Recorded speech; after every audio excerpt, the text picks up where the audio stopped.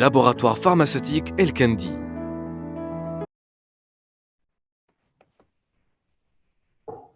Bonjour à tous. Sahar Mdankom. Kul aam wantum bkhair, Inch'Allah. Au nom des laboratoires El Kendi, je vous souhaite la bienvenue à ce séminaire virtuel et à tous les participants, tous nos participants. Merci à tous nos experts orateurs ici présents avec nous à leurs titres respectifs. Merci d'avoir accepté notre invitation, l'invitation des laboratoires El Kendi. Nous avons avec nous professeur Ben Sharif Mohamed El Amin de Blida. Nous avons avec nous professeur Assia Bouchtara d'Oran, de Canastel Oran. Nous avons avec nous également professeur Asma Oussedir d'Alger, pédopsychiatre d'Alger. Et nous aurons dans un moment avec nous également professeur Pierre-Michel Lorca du CHU de la ville de Clermont-Ferrand, France. Alors, évidemment, nous sommes au terme de la 8e semaine de confinement. Ce confinement qui est indispensable pour la gestion de cette crise sanitaire liée au coronavirus Covid-19. El Kendi, vaillant et restant toujours proche du corps médical et des professionnels de la santé. Donc aujourd'hui, nous allons assister à un webinaire qui portera sur l'impact et sur la santé mentale. Mais avant cela, nous avons organisé plusieurs webinaires.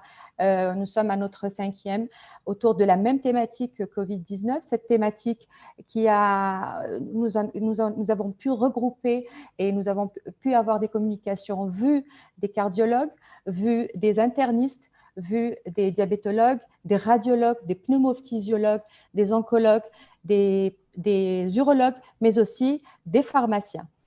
La santé mentale. Aujourd'hui, nous allons en parler largement avec nos invités. Nous allons parler de son impact. Nous allons parler de la maladie, infantile, de maladie de Kawasaki avec le professeur Bouchtara. Et aujourd'hui, donc, nous allons parler largement de l'adulte et de l'enfant. Voilà. Sans plus tarder, donc, je vais céder la parole au professeur Mohamed El Amin Ben Sharif. Professeur, vous êtes professeur des universités de médecine de Blida. Vous êtes professeur en psychiatrie, chef de service de l'hôpital France Fanon de Blida, Algérie. Professeur, merci d'avoir accepté notre invitation. À vous la parole. Bonjour, c'est moi qui vous remercie. Merci à vous, merci au laboratoire El Kendi qui nous offre encore cet espace donc, de parole et de partage, nous permettant donc d'échanger nos expériences et de pouvoir voir où on en est sur le plan du Covid. Il m'a été demandé donc d'intervenir et il m'a semblé être intéressant de parler des neuroleptiques et de leur utilisation en cas de Covid. C'est une question qui pour moi est une question importante que beaucoup de personnes se sont posées. Alors, le temps de mettre ma communication en ligne. Voilà. Alors là. Donc, prescription des neuroleptiques et Covid-19, le cas donc de l'allongement du QT. Mais avant tout, il faudrait savoir que la pandémie de Covid-19 a bouleversé nos habitudes et le fonctionnement de nos institutions. Elle nous a amené à revoir notamment nos pratiques, tant dans leur organisation que dans les prises en charge et les prescriptions. Nous devons donc réinterroger nos prescriptions, notamment quand on sait que les neuroleptiques, seuls et parfois en association avec d'autres neuroleptiques ou d'autres molécules, constituent des facteurs de risque du fait notamment de leur tropisme cardiaque, comme les traitements d'ailleurs du Covid-19 utilisés actuellement, mais également ils peuvent être des facteurs protecteurs contre le Covid du fait de l'effet antiviral qui a été décrit in vitro pour certaines d'eux, la chlorpromazine notamment, qui ferait l'objet donc actuellement d'une étude.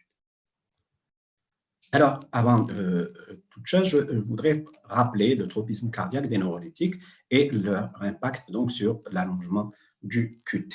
L'intervalle QT, rappelons-le, est défini comme l'intervalle qui est situé entre le début de la polarisation, que l'on voit là, et la fin de la repolarisation ventriculaire, donc du début de l'onde Q jusqu'à la fin de l'onde T. Son allongement risque d'avoir un impact négatif. C'est pour ça qu'il est important d'en parler et de savoir quelles en sont les conséquences. Effectivement, les antipsychotiques que ce soit les antipsychotiques d'ancienne ou de nouvelle génération, sont réputés entraîner l'allongement donc de cet espace QT. Une détection donc de l'allongement du QT demeure primordiale car elle est considérée comme un paramètre prédictif pour évaluer donc le risque de développer un type particulier de tachyarrhythmie ventriculaire, ce qu'on appelle les torsades de pointe.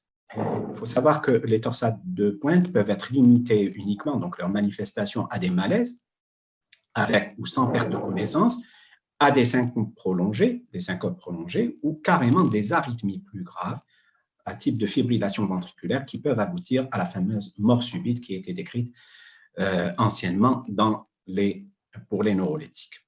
Donc, il s'agit d'un effet indésirable médicamenteux de type A, c'est-à-dire qu'il est dose dépendant et que, en jouant sur les doses, on peut réduire donc cet impact, la réduction donc des accidents. Le QTC, le QT donc corrigé en vérité, c'est celui qui est pris en compte et corrigé est considéré comme prolongé lorsqu'il est supérieur à 450 millisecondes chez l'homme et 470 millisecondes chez la femme. Donc, il y a des différences dans le sexe. Dans tous les cas, quand il est supérieur à 500 millisecondes, il est considéré comme à haut risque de torsade de pointe et contre-indique l'utilisation d'un médicament torsadogène, qu'on verra par la suite, antipsychotique compris. Cet allongement, également, quand il est de plus de 60 millisecondes du QT, donc corrigé après l'introduction d'un traitement antipsychotique, va être prédictif également de l'apparition donc de torsade de pointe et doit donc alerter, voire conduire à l'arrêt du traitement. Et on voit là donc l'intérêt et l'importance de l'ECG chez nos malades. Toutefois, il faut savoir qu'il n'existe actuellement pas de valeur limite consensuelle de l'intervalle QT corrigé pour laquelle il serait possible d'affirmer formellement qu'il existe un risque avéré de déclencher un trouble du rythme de type donc torsade de pointe. On est uniquement dans un risque finalement. Là, j'ai repris un tableau de la Cretas qu'on peut retrouver donc sur un de ces articles de 2007, où les facteurs de risque pour les torsades de pointe, en général, sont pris. C'est important de les connaître parce qu'on peut retrouver ces facteurs chez nos patients et l'adjonction d'un neuroleptique va accroître le risque. Nous avons le sexe féminin, les personnes âgées. Il y a des risques cardiologiques également qui sont à prendre en compte, la bradycardie, l'allongement déjà du QT. Il existe des allongements qui sont congénitaux, qui sont un risque également. La fibrillation auriculaire paroxystique, l'insuffisance cardiaque ou cardiopathie.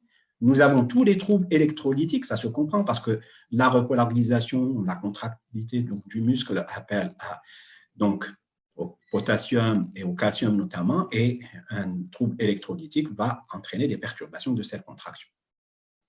Les pertes de poids importantes, les anorexies, les régimes, vous comprenez, parce qu'ils vont être à l'origine de troubles électrolytiques notamment. L'insuffisance rénale, qu'on peut retrouver également comme complication du Covid, est importante. Les risques iatrogènes, les neuroleptiques entre autres, et l'association de médicaments qui ont donc comme effet un allongement de cet espace QT. Il y a d'autres causes, les susceptibilités génétiques, des événements neurologiques aigus, les neuropathies autonomes et les hypothermes. Donc, tout ça sont à rechercher chez nos patients. Quels sont les neuroleptiques ou les antipsychotiques qui sont concernés? Est-ce que c'était tous ou certains? Est-ce que c'est les anciennes générations? Est-ce que c'est les nouvelles générations? Bon, il faudrait d'abord savoir qu'avant de l'utilisation, avant même d'avoir à utiliser les neuroleptiques, il y a un risque de comorbidité cardiovasculaire qui est accru dans la schizophrénie. Donc, déjà, on est sur un terrain qui est fragile. Le risque est multiplié par 2,5 environ. Rajouté à cela, la plupart des antipsychotiques sont susceptibles, donc, comme je le disais, d'allonger le QT, mais certains seront plus particulièrement incriminés. C'est le cas, par exemple, de la thioridazine. Pour les anciens psychiatres qui se rappellent, c'était un très bon neuroleptique. On l'aimait beaucoup parce qu'il était sédatif. Malheureusement, il entraînait des morts subites et il a été retiré du marché depuis 2005. À noter aussi le risque particulièrement élevé d'association avec la méthadone, un traitement qui est bien connu pour allonger le QT. Et il y a fréquemment des comorbidités, addictologie et schizophrénie avec un traitement donc à la méthadone. Il y a une revue réalisé par une équipe allemande qui a fourni des chiffres sur les modifications de l'espace QT observées par chaque antipsychotique. L'effet des antipsychotiques donc, sur l'intervalle QT semble être dose-dépendant, même si pour certains traitements, un surdosage n'a pas causé d'effets délétères plus importants sur le QT. Il existe des cas de myocardite parfois mortels qui ont été rapportés lors de l'utilisation de la clozapine, le plus souvent durant les 2 premiers mois de traitement. La notion de dyspnée ou de fatigabilité anormale à l'effort doit être recherchée régulièrement. Et pour faciliter les choses, j'ai repris un tableau qui a été fait par un certain auteur, Wenzel Sefer, en 2011, qui reprend les antipsychotiques usuels et leur action donc sur le QT. Ça nous permet d'avoir une vision donc d'ensemble.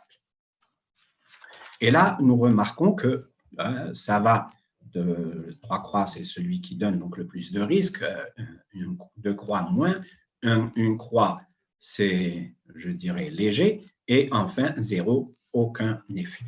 Donc, vous avez là, celui qui donne ou ceux qui donnent les plus, c'est la pimoside qui n'est pas commercialisée en Algérie. Nous avons la kétiapine qui existe, par contre, certains DOL qui n'est pas commercialisés. Sinon, la majorité sont entre légers et modérés. Et nous avons l'aripiprazole qui n'aurait pas donc d'effet sur le QT. Et si on avait donc à classer quelque peu ces neuroleptiques, donc il y a ceux, donc ça c'est un autre tableau qui décrit, donc qui regroupe ceux qui sont à risque élevé et ceux qui sont à risque intermédiaire et ceux qui sont à risque modéré. Nous avons l'allopéridol, la chlorpromazine. Donc vous voyez qu'il y a des différences entre les études. Ce n'est pas aussi clair. Dans le tableau précédent, nous avons l'allopéridol qui est classé comme donnant peu d'effets secondaires, peu d'action sur l'espace QT, et là, nous avons un risque très élevé. Donc, il faut dire qu'il faut y aller mollo-mollo avec ces molécules. Si notre patient est sous soin, qu'il souffre d'un COVID-19 et qu'il est soigné, il faut savoir que d'abord, pour les soins du COVID, de nombreuses stratégies thérapeutiques sont actuellement proposées dans le traitement du COVID-19. Et parmi ces traitements, 2 traitements font l'objet d'une mise en lumière particulière en raison donc de leur potentielle accessibilité en milieu non spécialisé, éventuellement en dehors des prises en charge des formes sévères à critiques du COVID-19. Ces traitements, on les connaît par le biais des médias, sont l'hydroxychloroquine, qui a été très médiatisée, associée ou non à l'azithromycine, et l'association lopinavir et ritonavir. L'utilisation donc potentielle d'une telle association en psychiatrie imposera donc l'évaluation minutieuse des facteurs de risque et leur retentissement sur la condition cardiaque pour éclairer la décision thérapeutique. On fera toujours jouer la balance bénéfice-risque. Il faut savoir que l'utilisation des associations lopinavir et ritonavir et chloroquine ou hydroxychloroquine azithromycine expose particulièrement les patients de psychiatrie à un surrisque d'augmentation de l'intervalle QT et éventuellement donc de torsade de pointe. Pourquoi? Parce que ces traitements présentent néanmoins des impacts donc cardiologiques différents. Ils ne sont pas identiques. La liste des médicaments susceptibles donc, de donner des torsades de pointe de l'agence française donc, de sécurité.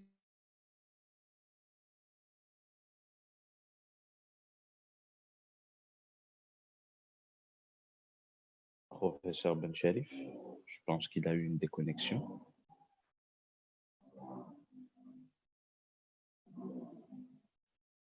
Je suis là. Ah, très bien, nous vous avons repris. Parfait. Alors, c'est instable. Ouais. Je reprends donc. Je ne sais pas où est-ce que j'en étais. Bon,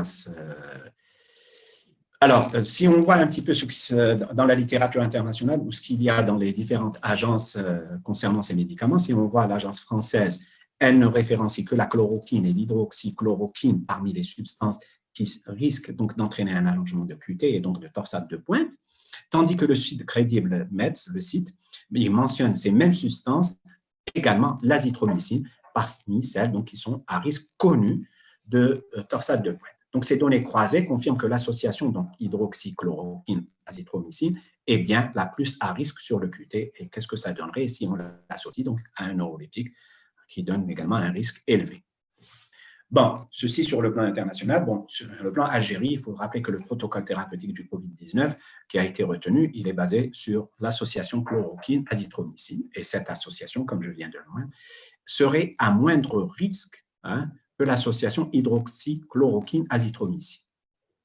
Elle devra cependant amener chaque prescripteur donc, à être vigilant quant au sur-risque d'allongement de l'intervalle QT et de torsade donc, de pointe qui en découle. Il faudrait noter également que la prise en considération de la problématique du QT est également importante en raison de l'interaction du SARS-CoV-2, le virus qui est à l'origine donc du COVID-19, avec le système rénine-angiotensine-aldostérone, qui peut être donc l'activation de ce système par le virus peut être à l'origine d'une hypokaliémie importante. Et vous connaissez le rôle du potassium dans la contractibilité du muscle cardiaque, ce qui complexifie les choses. Et donc, il est important que face à d'éventuelles associations qui sont hautement à risque et impliquant des psychotropes et des traitements de la COVID-19, il y ait une évaluation préalable soigneuse des déséquilibres électrolytiques. Alors, revenons à nos neuroleptiques. Et quelles seraient donc les associations qui sont à proscrire? Eh bien, nous avons la ziprasidone, qui ne doit être associée à aucun de ces traitements en raison du risque cardiologique et d'augmentation donc, des concentrations plasmatiques de l'antipsychotique, avec l'association lopinavir et ritonavir. Le pimoside et la quetiapine, qui ne doivent pas être co-administrés avec l'association lopinavir-ritonavir, en raison du risque cardiologique et d'augmentation donc, des concentrations plasmatiques des antipsychotiques. La siamémazine et la tropatépine également. De toutes ces molécules, une seule est commercialisée en Algérie, je le rappelle, c'est la quetiapine. Alors, nous avons ici, en général, un tableau qui reprend toutes les substances qui sont susceptibles, la majorité, des substances susceptibles de donner des torsades de pointe, tous les médicaments, toutes spécialités confondues.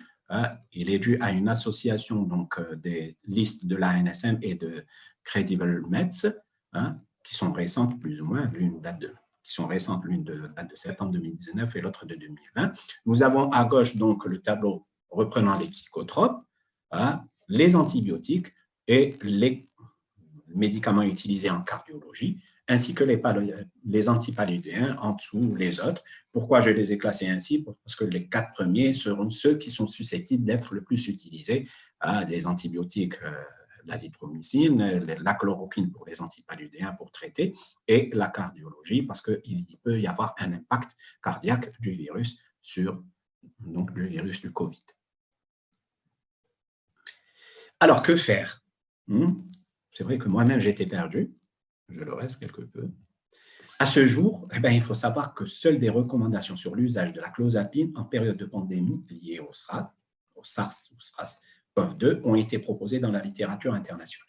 Sinon, il y a quelques articles qui évoquent, mais sans donner de recommandations. Plus globalement, donc, il convient également de rappeler les dangers liés à des modifications, donc ça c'est important, hâtives, sur des arguments non fondés, sur des preuves scientifiques pour les patients sous neuroleptiques. On aura peut-être tendance à dire, je vais arrêter le neuroleptique si mon patient a le COVID parce qu'il y a un risque pour lui. Non, il y a un risque, c'est un autre risque à prendre en ligne de compte, c'est celui de déstabilisation psychique en période pandémique qui est fortement anxiogène. Donc, on complexifie encore les choses. Il y a le risque d'accentuation secondaire du recours à des traitements d'adjonction, d'ajustement potentiellement pourvoyeurs d'importants effets secondaires. On aura peut-être à utiliser les phénothiazines pour calmer s'il y a une agitation, qui sont fortement anticholinergiques et antihistaminiques. Et il y a un risque d'exposition des patients à des syndromes de sevrage et ou à des arrêts des antipsychotiques, les nouveaux qu'on leur a prescrits. Donc, il faut y aller, comme je l'avais dit tout à l'heure, mollo. Donc, il est pertinent de rappeler qu'en première intention, et particulièrement pour la population donc adulte, souffrant de troubles psychiques et ne présentant pas de facteurs de risque associés au caractère péjoratif d'une infection donc, par le SARS-CoV-2, de maintenir les thérapeutiques apportant la stabilité psychique des patients C'est ça notre objectif premier. Aucun changement à faire. En ce qui concerne les populations souffrant de troubles psychiques présentant donc des facteurs de risque associés au caractère péjoratif d'une infection par le SARS-CoV-2, tels que les sujets âgés ou présentant un ou plusieurs facteurs de risque, l'évaluation doit être individuelle et le rapport bénéfice-risque de chaque thérapeutique doit être réévalué. La prescription de chloroquine et d'azithromycine ne peut être mise en place qu'après vérification de l'ECG, avec le calcul du QT corrigé, de l'absence également d'hypocalémie, donc il faudra faire donc, un ionogramme, et sous une surveillance clinique et électrocardiographique régulière. Cet examen est impératif en cas de pathologie cardiaque préexistante ou d'association à un traitement susceptible d'allonger l'intervalle QT. Ultérieurement, une surveillance de l'ECG est effectuée sous traitement. Cette surveillance, donc, comme je l'avais dit, est impérative chez les sujets à risque. Par précaution et dans un contexte de risque, à risque, l'introduction d'un médicament allongeant l'intervalle QT sera réalisée donc à posologie progressive avec un suivi adapté. Nous avons ici, j'ai repris un tableau qui est dû à des auteurs de l'Université de Bordeaux, qui évalue les types de risques, qui donne une explication et avec une conduite à tenir en cas de symptomatologie, avec la conduite à tenir. Nous avons donc les augmentations de concentration plasmatique, liées à une réponse inflammatoire lors de la plombatie avec diminution du métabolisme. Et à ce moment-là, il faudrait une diminution de la dose de clozapine par 2 si le patient est symptomatique. Bon, vous pouvez lire, je laisse une minute parce que je ne vais pas m'amuser. Sinon, je peux l'envoyer aux gens qui seraient intéressés. Alors, de tout ça, qu'est-ce qu'il y a lieu de retenir? Qu'est-ce que je pourrais dire? C'est que la question de l'adaptation de la psychopharmacothérapie dans le contexte de pandémie de COVID-19 se conçoit plus par une description généraliste sur l'importance de la minimalisation des risques associés aux psychotropes. En effet, la faiblesse des données actuellement disponibles ne permet pas d'édicter des recommandations, de préconiser des changements de traitement en dehors des règles de bon usage et de conformité aux monographies officielles. Ceci, donc, doit inciter prioritairement à évaluer en termes de rapport bénéfice-risque des changements anticipés sur la base de stratégies non validées en dehors des situations d'urgence, le justifiant présenterait un danger majeur de déstabilisation des patients dans une situation devant, au contraire, inciter à veiller prioritairement à la stabilité de ces derniers. Voilà le message que je voulais transmettre et je vous remercie pour votre attention. Merci, professeur Amin Bencharif. Merci pour votre brillante intervention. Nous passons à présent donc, à l'enfant. Nous allons voir une communication donc, de la part du professeur Bouchtara Essia, qui est, professeur Bouchtara, vous êtes pédiatre infectiologue, vous êtes chef de service des maladies infectieuses pédiatriques à l'hôpital de Canastel-Oran. Vous êtes également vice-présidente de la Société de pédiatrie de l'Ouest. Je vous remercie pour votre communication et à vous la parole.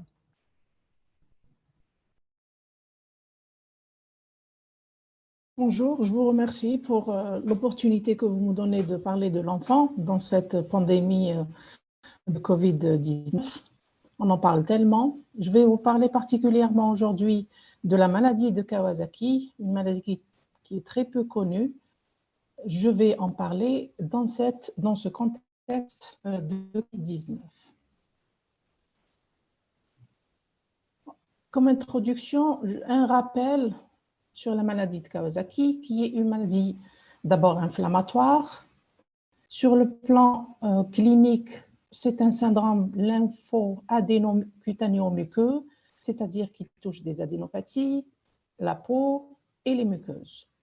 C'est aussi, dans son contexte toujours inflammatoire, une vascularité systémique fébrile qui implique parfois les artères de moyen calibre et surtout les artères coronaires qui sont touchées.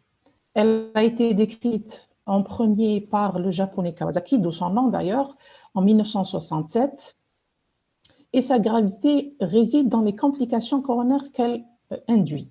Les enfants qui ne sont pas les enfants porteurs de maladie de Kawasaki, 15 à 25% font des complications de ces artères coronaires. Sur le plan épidémiologique, c'est la première cause de cardiopathie acquise chez l'enfant. C'est aussi la deuxième cause de vascularite chez l'enfant après le purpura rhumatoïde. Elle est plus fréquente chez le garçon avec un sexe ratio de 1,6. Elle touche la tranche d'âge des enfants d'avant 5 ans à 85% des cas. C'est d'abord la tranche d'âge de 6 mois à 5 ans. Le risque coronaire ou le risque d'anévrisme coronaire est plus élevé chez les enfants de moins de 1 an et aussi chez les enfants de plus de 8 ans. Son incidence dans le monde ne cesse d'augmenter. Au Japon, il enregistre 11 500 enfants par an touchés par la maladie de Kawasaki, alors que aux États-Unis, où il y a une population plutôt japonaise importante, on a 3000 cas par an. En France, une incidence qui est donnée, quelques centaines de cas, près de 600 cas par année. Sur le plan éthiopathogénique, 4 hypothèses sont soulevées. Excusez-moi. D'abord, une hypothèse toxique ou environnementale, où différents agents sont impliqués, ont été étudiés dans beaucoup d'études. Des métaux lourds comme le mercure a été impliqué, des désinfectants, des médicaments, des vaccins, des animaux domestiques ont été impliqués aussi comme agents inducteurs, des pesticides, des acariens et des pollens. Pour l'hypothèse auto-immune, elle est la moins plausible. On a évoqué un processus auto-immun en expliquant par la présence d'anticorps anticellules endothéliales chez les enfants porteurs de maladie de Kawasaki. Cette hypothèse, je vous ai dit, elle est moins plausible parce qu'il n'y a pas de récurrence de cette maladie une fois l'enfant guéri. L'hypothèse génétique, c'est la plus plausible. On dit qu'elle existe tout le temps parce qu'on dit qu'il y a une prédisposition génétique. Aucun gène, par ailleurs, aucun gène n'a été identifié spécifique à cette maladie. On observe que cette incidence est augmentée chez les Japonais et augmentée aussi chez les enfants japonais dans des pays comme les États-Unis ou la Grande-Bretagne. Le Onoshu, un Japonais qui a beaucoup travaillé sur la génétique de la maladie de Kawasaki, a retrouvé des variantes génétiques, par exemple l'IP-TKC, qui a été retrouvée comme variante qui donnerait une activation incontrôlée des lymphocytes T. Il y a aussi l'hypothèse infectieuse où plusieurs études ont été faites, où on a retrouvé des bactéries, des virus, des bactéries comme le streptocoque pyogène, le staphylocoque doré, le mycoplasme, notamment pneumoniae, le chlamydia, et des virus comme l'adénovirus, l'Epstein-Barr virus, le parvovirus, l'herpès simplex, le para-influenzé, des virus aussi de sida, de la rougeole, de la varicelle, et récemment des études faites qui ont retrouvé de nouveaux virus comme le bocavirus et les coronavirus, pas forcément l'actuel, mais des coronavirus, on va en parler. Pourquoi cette origine infectieuse? Comment elle a été expliquée? Elle a été expliquée par 2 phénomènes. D'abord, quelques années, beaucoup d'études ont évoqué un super-antigène. Actuellement, on est revenu à une théorie de l'antigène classique, super-antigène qui donnerait, schématiquement, je vous l'explique sur ce schéma, un super-antigène qui aurait une liaison non spécifique mais importante entre les lymphocytes et les cellules de l'endothélium présentatrices d'antigènes. On est revenu sur cette théorie, on parle actuellement d'antigène classique qui serait expliqué tout simplement par la production d'immunoglobulines A sur les cellules endothéliales. Donc, éthiopathogéniquement parlé, on pourra dire actuellement que la maladie de Kawasaki est expliquée par l'exposition d'un ou de 3 agents étiologiques avec une interaction de prédisposition génétique. Sur le plan physiopathologique. Sur le plan physiopathologique, c'est une cascade inflammatoire de beaucoup de facteurs. À la phase aiguë de la maladie, on a une élévation plasmatique des cytokines. Vous savez, les TNF-alpha, les interleukines 1, 6, vous les voyez sur ce schéma. Ce schéma est très complexe, mais je vous demanderai juste de voir qu'il y a beaucoup de facteurs, des cytokines notamment, et un ensemble de phénomènes qui augmentent la perméabilité vasculaire, qui favoriserait un œdème à ce niveau, l'image à droite, qui favorise un œdème et une infiltration des cellules inflammatoires.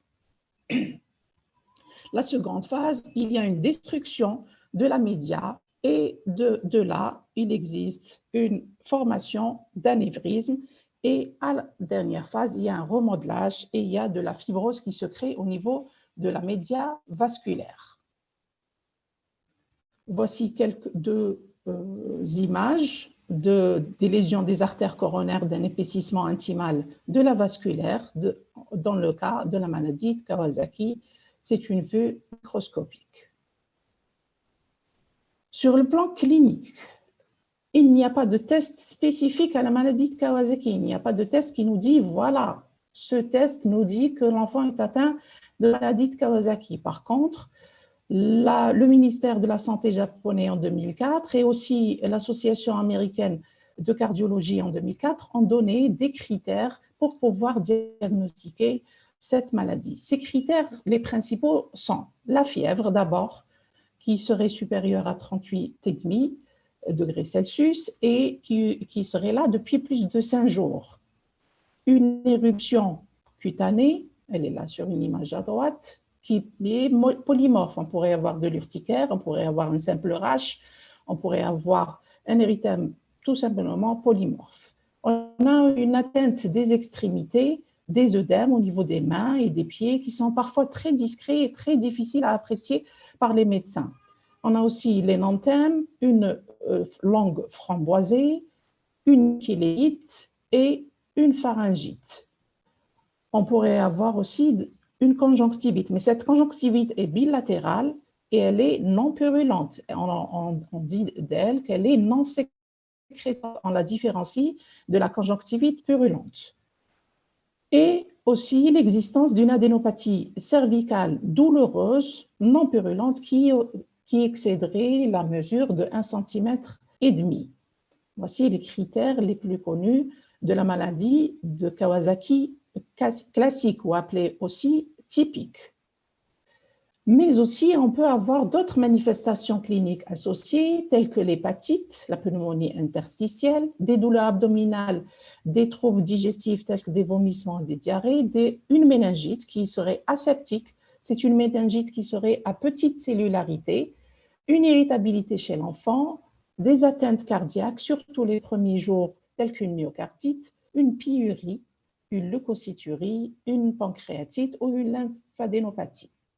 D'autres signes biologiques qui pourraient nous aider dans le diagnostic de la maladie de Kawasaki, c'est le syndrome inflammatoire avec une CRP et une VS accélérée, une albuminie basse inférieure à 30, une anémie, une élévation des alates et des transates, et des plaquettes qui sont augmentées, une hyperplaquétose qu'on pourrait voir même dès le premier jour de l'atteinte, et des leucocytes qui sont supérieurs à 15 000 et une leucocyturie supérieure à 10 par champ. Sur le plan cardiaque, l'échographie, c'est très difficile qu'elle soit faite par un échographiste non expérimenté. C'est la condition que ça soit fait par un échographiste, un cardiologue qui connaît la maladie de Kawasaki. Dans la phase aiguë, généralement, cette échographie est normale. Les résultats, on pourrait avoir une hyperéchogénicité des coronaires, qui est très peu spécifique, mais on pourrait aussi avoir des dilatations exceptionnelles lors de la première phase qui est appelée aiguë, la première semaine, où on peut avoir carrément des anévrismes à un stade avancé de la maladie. Dans les formes graves, qui sont très rares, on pourrait avoir un état de choc cardiogénique avec une atteinte myocardique. Ces enfants-là aboutissent à la réanimation, malheureusement. Voici un schéma qui récapitule un petit peu les signes cliniques et selon leur phase. L'évolution de la maladie de Kawasaki est en fait partagée en 3 phases. Une phase aiguë qui dure environ 10 jours, où le diagnostic doit nécessairement être porté dans cette phase parce qu'il est très important que le diagnostic doit poser dans les premiers jours. Sinon, sans traitement, la maladie de Kawasaki peut s'aggraver.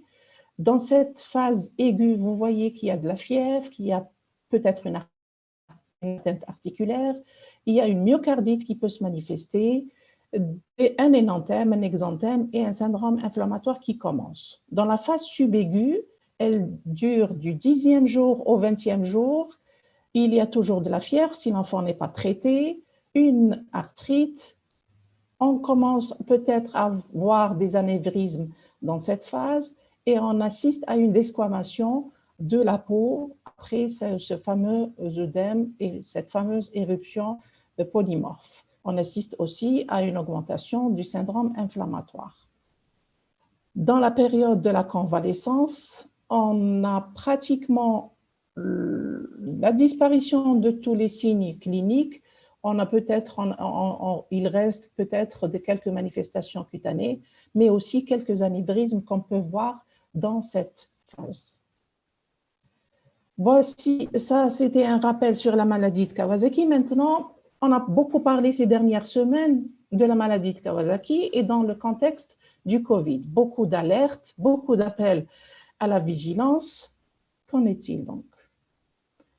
Je vous rappelle seulement que les différentes espèces du coronavirus, il y en a 3 groupes. Ils ont été connus depuis longtemps. Il y a un premier groupe qui est le groupe mis en bleu.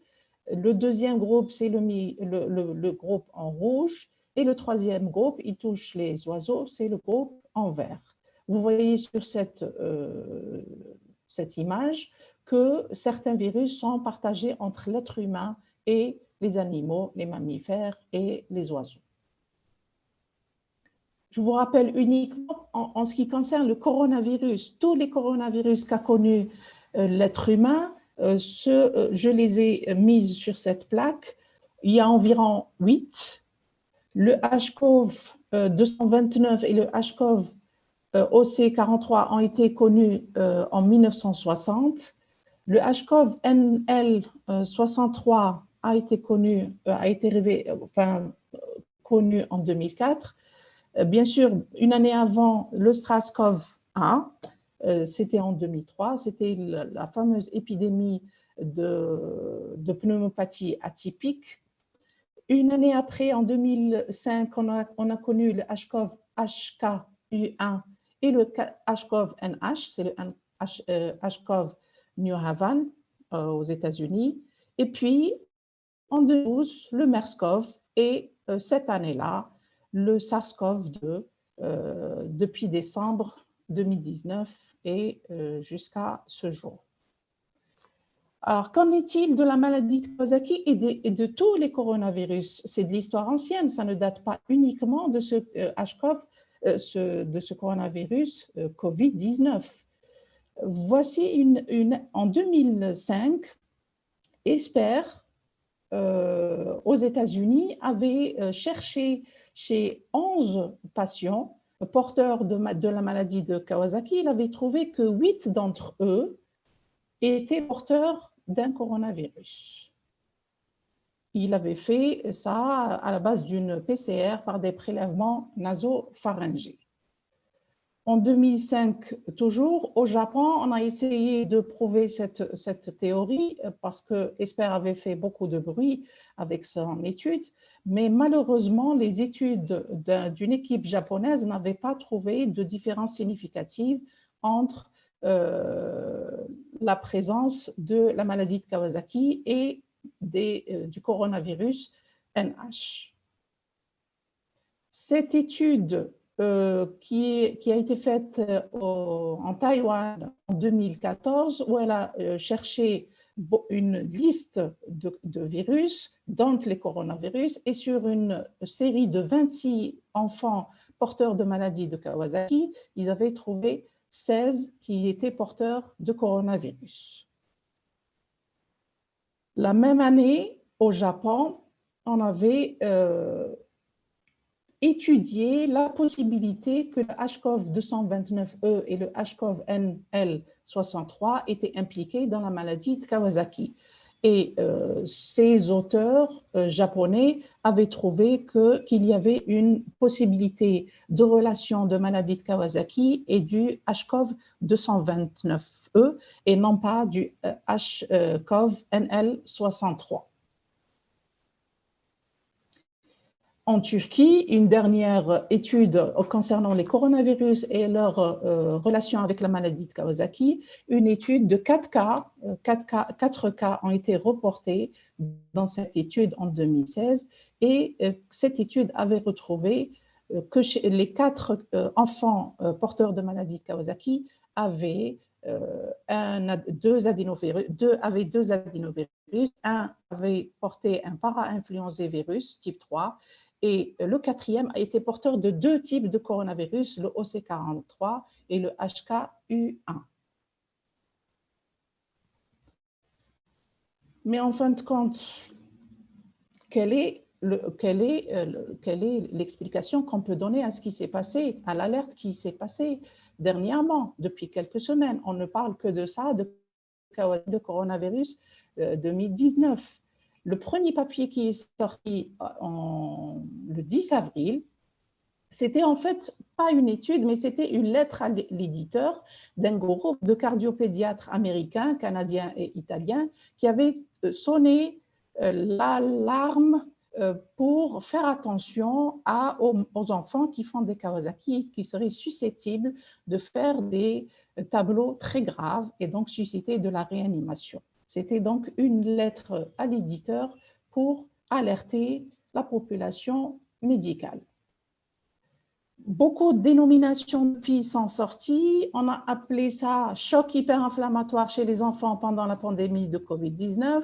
On a appelé ça Kawasaki-like et on a appelé aussi syndrome inflammatoire multisystémique pédiatrique associé à Covid-19. Le premier cas qui était vraiment décrit par un papier scientifiquement, si je peux dire, parce que beaucoup de papiers sont sortis dans la presse, tout court, pas de la presse scientifique, mais le premier papier qui est sorti sur la presse scientifique, c'est un cas qui était une association de maladies de Kawasaki et de Covid-19. C'était un nourrisson de 6 mois qui était admis et diagnostiqué pour maladie de Kawasaki classique et qu'il était dépisté Covid positif. Il était tout simplement traité par des immunoglobulines et avec de l'aspirine à dose anti-inflammatoire, il s'en est bien sorti. Le 6 mai, un autre papier est sorti suite à l'alerte donnée par le ministère de la Santé britannique. Un papier est sorti décrivant 8 enfants qui avaient des chocs inflammatoires avec des caractéristiques similaires à la maladie de Kawasaki. Ils ont appelé ça choc hyperinflammatoire chez les enfants durant la pandémie Covid-19. Et chez ces 8 patients, aucun n'était porteur de coronavirus COV2. Ils ont fait des PCR, l'alerte a été donnée, mais certes, aucun n'a été positif. Par contre, 4 d'entre eux étaient en contact avec des personnes qui étaient atteintes. Le Kawasaki-like aussi, c'est une appellation plutôt par les Français, je dirais. Plusieurs sociétés savantes ont été interpellées, dont la Société francophone pour l'étude des rhumatismes et des maladies inflammatoires pédiatriques.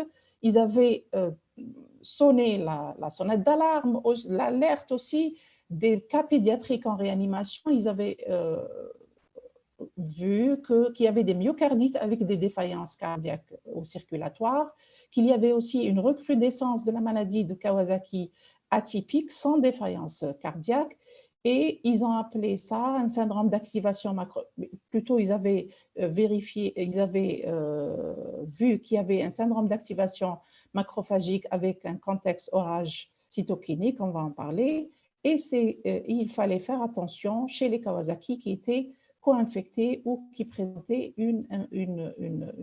un test positif au Covid-19. Celui-là, c'est un papier, pas dans la presse scientifique, mais dans la presse tout court. Il est sorti récemment, en début mai, à New York, où on avait dit qu'il y avait 15 enfants qui étaient hospitalisés entre le 17 avril et le 1er mai, présentant des symptômes de maladie de Kawasaki, qui pourraient être liés au coronavirus. 4 enfants ont été testés positifs, 6 ont été contaminés antérieurement et possèdent des anticorps, et 5 ont été placés sous respirateur, ce qui a donné quand même l'alerte. C'est quand même important comme révélation de médecins américains. En France, en début mai, le 6 mai exactement, on avait dit qu'il y avait 25 enfants en Île-de-France, tous porteurs de la maladie de Kawasaki et testés positifs Covid-19. L'âge médian était de 9 ans et demi. Ils avaient tous bénéficié d'une oxygénothérapie avec support hémodynamique et tous évolué favorablement. Par contre, en quelques jours, 3 à 4 jours, tous avaient soit une PCR positive, mais faiblement positive, soit une sérologie positive. Quelques jours après, le 12 mai, en France toujours, la Direction générale de la santé avait donné l'alerte sur la recrudescence des cas de la maladie de Kawasaki depuis le début de l'épidémie coronavirus. Mais sur ce papier, 125 atteints en France ces dernières semaines, je vous ai dit le 12 mai, mais on n'a aucune information en ce qui concerne les PCR ou les tests rapides qui ont été faits. Est-ce qu'ils ont été faits? On n'en sait rien, on sait juste qu'il y a une recrudescence du nombre de cas de maladie de Kawasaki. Comment expliquer ça? Ils ont cité l'orage cytokinique. L'orage cytokinique est cité dans beaucoup de maladies inflammatoires. C'est une réaction, une grande réaction inflammatoire brutale de l'organisme face à l'infection virale. Ça a été déjà observé dans plusieurs pathologies infectieuses comme les coronavirus respiratoires, le MERS et le SRAS. Voici une image qui pourrait expliquer l'orage cytokinique.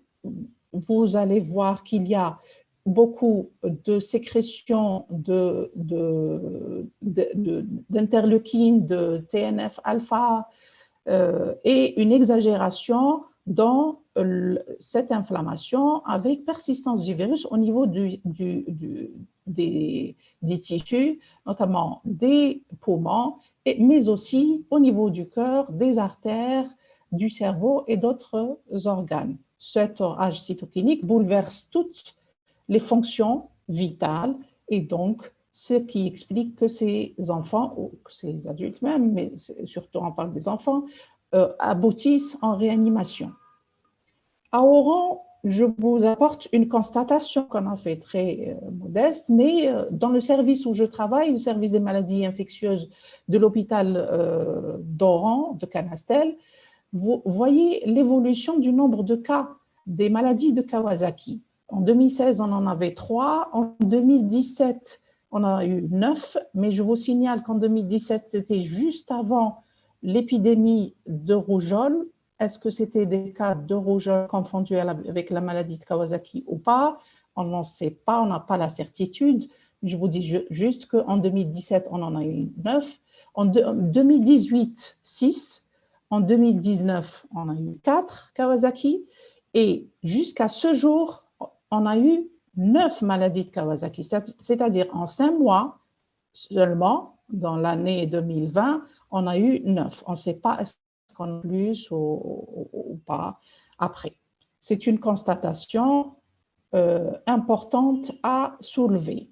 Une autre constatation, et celle-là, c'est du service de cardiologie pédiatrique, toujours dans l'hôpital où je travaille, l'hôpital d'enfants de Canastel à Oran. Ces chiffres m'ont été donnés par le docteur Kara, que je remercie, le chef de service. Vous voyez que sur les 3 années, les myocardites virales constatées dans ce service, il en a eu, en 2018, il en a eu 10, en 2019, il en a eu 9, mais je vous parle de toutes les myocardites virales, toutes causes confondues. Et dans les 2 mois de l'année de 2020, mars et avril, il en a eu 8. Juste avant, il en avait 2. C'est-à-dire que jusqu'à aujourd'hui, il a eu 10. Sur les mois de mars et avril, il en a eu 8 myocardites. Ça avait interpellé Dr Ara et on avait discuté de faire des PCR pour ces malades. Malheureusement, ça n'a pas été fait vu que c'était le tout début de l'épidémie chez nous en Algérie. Voilà. En Asie, enfin, pas de maladie, pas de papier qui est sorti de la maladie de Kawasaki et du Covid chez l'enfant. Pas de recrudescence notée dans ces pays de l'Asie et pas de cas rapportés aux Chinois ou aux Japonais. Voilà tout ce que je peux vous dire. En conclusion, je pourrais vous dire, au vu des études et des constatations actuelles, et même si la preuve du lien entre la maladie de Kawasaki et du Covid n'est pas établie, nous devons rester vigilants quant à cette maladie parce que non traitée, elle est très grave, elle pourrait être même mortelle. En matière de maladie de Kawasaki, la recherche de virus aussi, c'est un élément important. La recherche de virus s'avère très importante, surtout dans notre contexte. Et si j'ai un conseil à donner, le conseil serait de surveiller de façon active la survenue de maladies systémiques atypiques pédiatriques confirmées ou suspectées d'être en lien avec le Covid-19. Et je vous remercie. Merci, professeur Assia Bouchtara. Je vous remercie infiniment pour cette brillante présentation. Nous passons maintenant, nous restons chez l'enfant et l'adolescent et nous passons au professeur Ousdir. Professeur Asma Ousdir, vous êtes pédopsychiatre, vous êtes chef de service pédopsychiatrie à l'établissement hospitalier spécialisé Drit Hussein d'Alger. Je vous remercie et à vous la parole. Je dis à mon tour à tout le monde, à toutes les personnes qui nous suivent, bonjour. Et je remercie les laboratoires Al-Kendi de m'avoir invité à ce webinaire. Voilà, donc comme tout le monde le sait, depuis 5 mois, nous vivons, le monde entier est en train de vivre une situation inédite et sans précédent. J'ai les photos des personnes ici. Alors, professeur, pour les photos des webcams, vous pouvez les déplacer à souhait. Donc, si ça gêne sur votre présentation. Je vais y arriver. Donc, depuis plus de 5 mois, le monde entier vit cette situation inédite sans précédent. La pandémie du Covid-19, elle s'est répandue comme une traînée de poudre en atteignant plus de 187 pays et territoires. Plus de 4,5 millions de personnes contaminées et plus de 300 000 personnes sont décédées.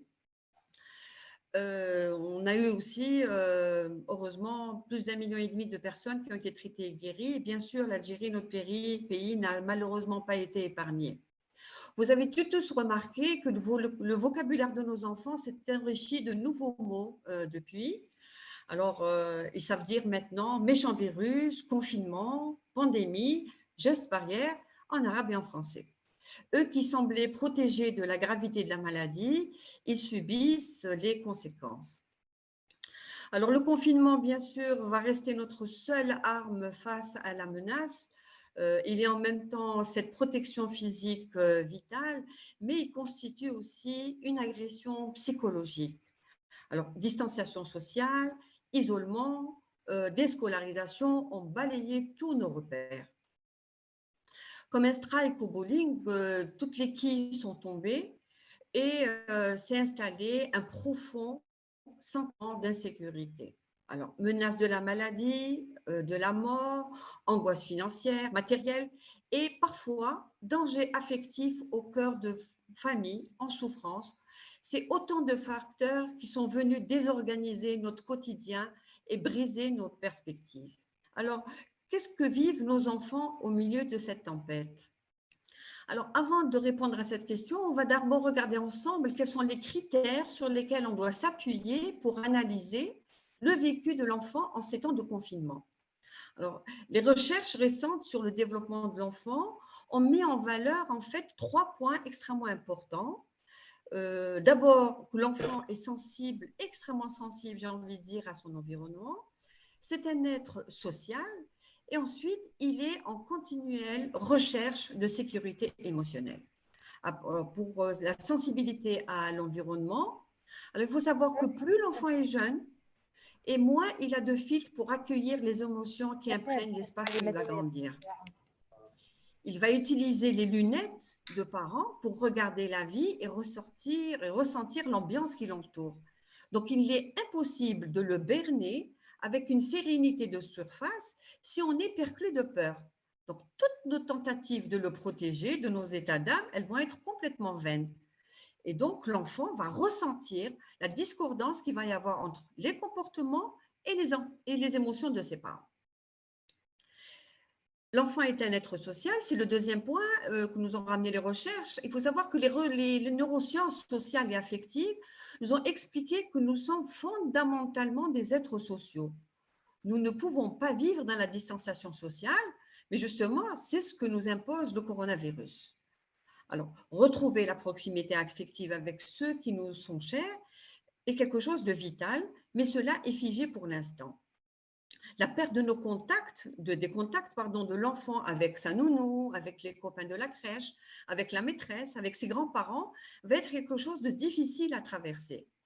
L'enfant profite d'être avec ses parents, bien sûr, en continu, mais il apprend aussi grâce au changement de rythme, grâce aux séparations et grâce aux retrouvailles.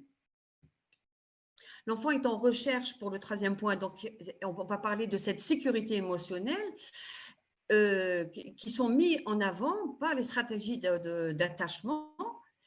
La sécurité émotionnelle est un besoin fondamental de l'enfant pour se développer et découvrir son environnement.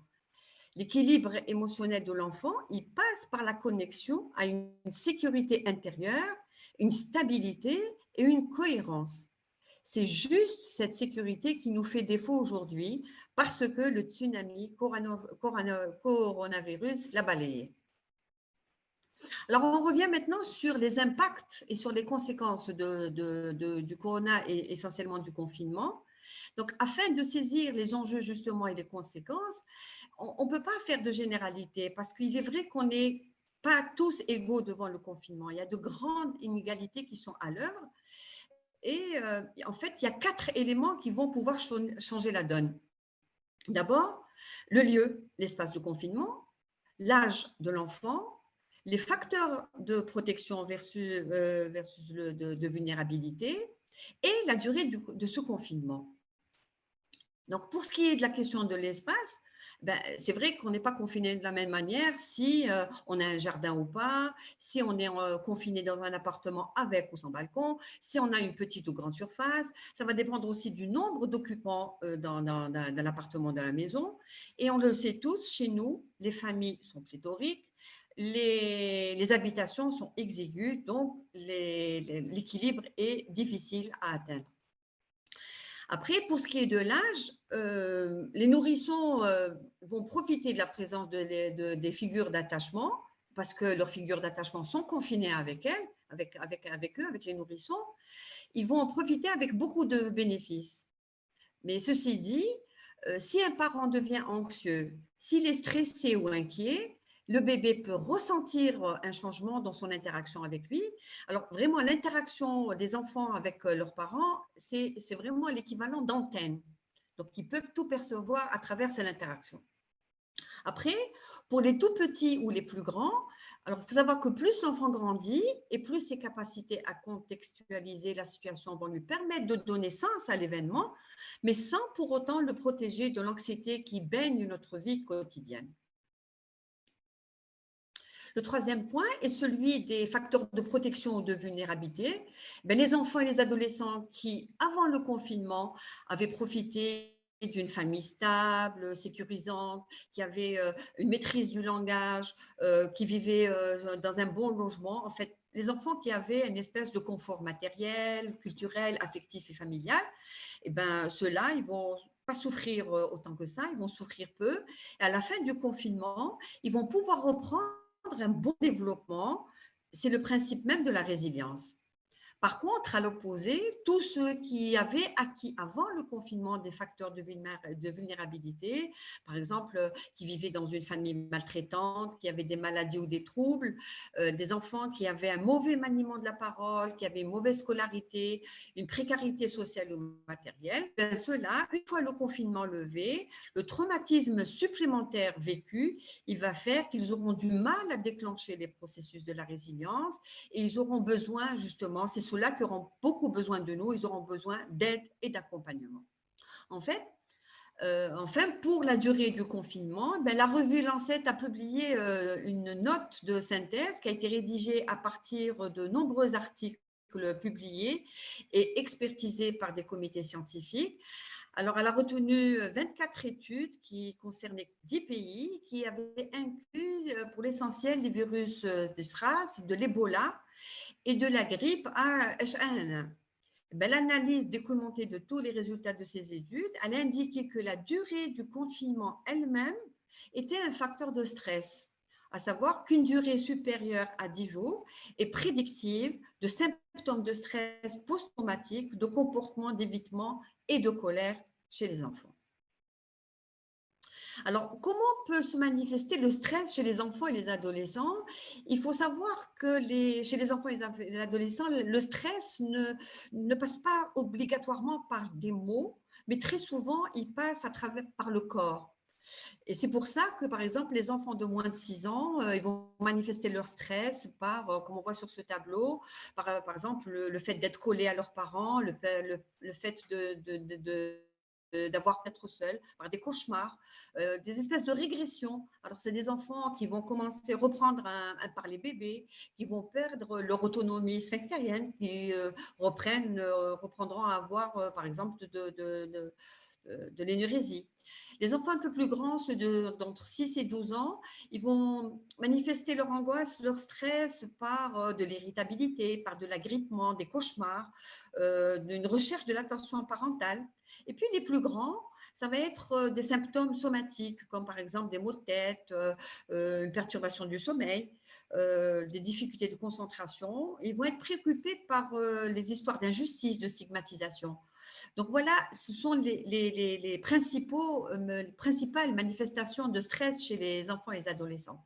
Après, on a parmi les personnes les plus vulnérables, on a les enfants, les bébés, donc les enfants et les adolescents qu'on suit en pédopsychiatrie avec leur famille, que nous considérons, nous, comme étant les personnes les plus vulnérables face à cette pandémie.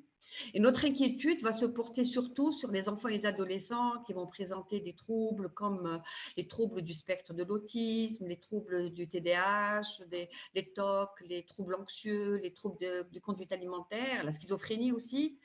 Et ces enfants qui vont devoir obéir aux règles du confinement que ce dernier pourrait aggraver. On a aussi des enfants qui vont, pendant cette période, revivre ou vivre les conflits, des agressions, des maltraitances, qui vont refaire éruption dans cet espace cloîtré, et tout peut alors prendre une dimension plus intense. Donc, la menace à l'intérieur du foyer se surajoute à la menace extérieure. C'est alors un traumatisme pour ces enfants qui ne peuvent ni fuir, ni demander de l'aide. Après, une autre vulnérabilité, celle des retombées scolaires. En Algérie, la fermeture des écoles a été décrétée le 15 mars dernier. On a eu plusieurs prolongements de cette suspension. Et pour finir, il a été décidé le report de la rentrée scolaire à octobre prochain. Alors, il y a eu l'annulation de l'examen du cycle primaire, le report des épreuves du brevet et du bac jusqu'au mois de septembre. Et pour le passage d'une classe à l'autre, il va se faire en calculant la moyenne des 2 premiers trimestres avec une réduction de la moyenne d'acceptation pour les 3 paliers. Donc, le ministère de l'Éducation nationale a élaboré un programme scolaire dès le 5 avril sur des chaînes de télévision publiques et sur des plateformes numériques de l'enseignement à distance et même sur YouTube. Mais toutes les ardeurs de ce plan d'urgence vont être rattrapés par les réalités du terrain, à savoir notre couverture et notre débit Internet sont très limités sur tout le territoire national. Il y a un manque d'accès pour les familles au numérique et aux équipements. Toutes les familles ne sont pas équipées d'un ordinateur et d'une connexion Internet. Les espaces des familles sont inadéquats à l'enseignement dans des foyers, comme je vous disais, exigus et surpeuplés. Ensuite, les parents n'arrivent pas, pour de multiples raisons, à accompagner les enfants pendant leur enseignement, soit parce qu'ils sont trop pris, soit ils sont en télétravail, soit ils n'ont pas les compétences du tout pour suivre leurs enfants tout simplement. Et puis, les enseignants n'ont aucune visibilité sur le suivi des élèves. Ils n'ont pas le moyen de voir si un élève suit ses cours ou pas. Et donc là, vraiment, le spectre du décrochage scolaire pointe, on le voit. Par décrochage scolaire, on désigne toutes ces sorties précoces du système éducatif ou l'abandon scolaire, en fait. Il va guetter tous les enfants les plus fragiles, les plus précaires, ceux qui étaient déjà en difficulté scolaire avant le confinement.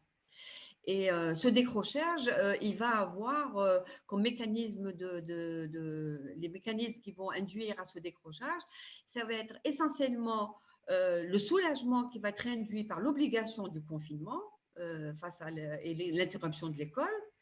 Et aussi, un deuxième mécanisme, c'est celui de l'atteinte de la motivation scolaire de ces enfants-là. Donc, on va avoir une accentuation des inégalités sociales et scolaires selon les familles face au confinement. Alors, qu'est-ce qu'ont fait les professionnels de la santé mentale? Eh bien, dans un premier temps, on a été surpris, on était devant une absence de préparation, une absence de coordination, un énorme manque de moyens. Pourtant, la plupart d'entre nous, enfin ceux de ma génération, on a tous vécu d'autres traumatismes, d'autres situations traumatiques, d'autres catastrophes, comme par exemple les affres des tremblements de terre, ceux des inondations, ceux du terrorisme. Mais après la surprise et un temps de stupeur, eh bien, des structures et des professionnels se sont adaptés, il y en a qui sont en train de le faire, à l'instar de notre service. Donc, au niveau du service de pédopsychiatrie et de délétocine, on a mis en place des suivis de consultations ambulatoires, soit au téléphone, soit en vidéo via les réseaux sociaux. On a aussi sur place, les consultations se sont centrées essentiellement sur les urgences. On a reçu pas mal d'urgences, on a eu beaucoup de décompensations, de psychose, on a eu des tentatives de suicide dans les urgences, on a eu des décompensations de troubles anxieux chez des enfants et des adolescents dans ces consultations sur place, donc au niveau du service. On a lancé aussi un site internet que je vous invite à visiter, drosdir.com. C'est un site qui était en berne. En fait, il devait rentrer en activité dans les mois qui suivaient, qu'il devait suivre, mais on l'a activé tout de suite là pour la circonstance. Et c'est un site en fait qui est dédié à la guidance parentale et on y poste des vidéos où on guide les familles face au confinement. En parallèle, on a la mise en place d'une page Facebook aussi qui porte le nom de Santé, Bonheur et Famille. Et puis, nous lançons dès la semaine prochaine des consultations via Skype. Alors, les parents, quel rôle ils vont avoir dans tout ça? Eh bien, face à ce stress, les parents, ils vont avoir un rôle déterminant, d'autant plus qu'ils représentent quasiment le seul vis-à-vis face à leur enfant. Alors, d'abord, la positive attitude. Il faut vraiment qu'ils travaillent sur leur propre stress en prenant soin d'eux-mêmes. La positive attitude va être vraiment un gage de sécurité pour les enfants. Des parents sécures, des parents au calme vont être sécurisants eux-mêmes pour leurs propres enfants. Il faut qu'ils communiquent, qu'ils informent les enfants par des mots simples, concrets et adaptés à la compréhension de leurs enfants. Donc, il ne faut vraiment pas mentir ni donner de fausses promesses. Communiquer, informer procure un cadre rassurant pour les enfants et les adolescents. Les parents doivent aussi assurer et garder les repères Alors, veiller à ce que le sommeil soit gardé dans les moments du sommeil, que les rythmes du sommeil, du repas soient gardés, que les activités physiques soient aussi préservées. Et enfin, ils doivent resserrer les liens et les maintenir. C'est peut-être une opportunité pour la famille. On manquait toujours de temps. On manquait de temps avec les enfants. Et ben, c'est une opportunité pour la famille pour recréer des liens, pour réaliser des activités communes, pour contacter les amis, pour contacter les membres de la famille. Alors, pour conclure, j'avais envie de vous dire que le 8 mai dernier, on fêtait le 40e anniversaire de l'éradication mondiale de la variole. Pour rappel, c'était un fléau qui a sévi pendant plus de 3000 ans et qui a touché 300 millions de victimes dans le monde juste pour le XXe siècle. Son éradication était vraiment une réussite sanitaire parce que ça a été une victoire où toutes les nations ont combattu ensemble cette menace de santé publique et qui est considérée comme la première et la seule maladie éradiquée dans le monde. Alors, je voyais qu'hier, le pape François a appelé les croyants de toutes les confessions à s'unir à la communauté musulmane pour une journée de jeûne et de prière afin de demander à Dieu d'aider l'humanité à vaincre la pandémie du coronavirus. Donc, je crois qu'on attend tous une solidarité mondiale pour répondre aux défis posés par le Covid-19. Et donc, il est encore tôt, pour ma part, pour sérieux évaluer les répercussions de la pandémie, voilà, et sur l'état psychologique des enfants et des adolescents. Pour certains, les effets seront apparentés à des stress post-traumatiques. Pour d'autres, d'autres, ils vont déployer des nouvelles ressources pour traverser cette période. Notre défi à tous est de repérer, puis aider et accompagner tous ceux qui en sont en souffrance, en sachant que les enfants en général ont une bonne capacité d'adaptation, à condition de se sentir étayés et accompagnés durant cette crise. Et je vous remercie. Merci à vous, professeur Osdir, pour cette brillante présentation. Alors, nous avons reçu des questions, donc nous allons partager des questions. Celle-ci est pour vous, professeur Bencharif. Alors, est-ce qu'en pratique d'un ECG, est-ce que la pratique d'un ECG pourrait être systématique devant toute prescription de neuroleptique chez un patient Covid+?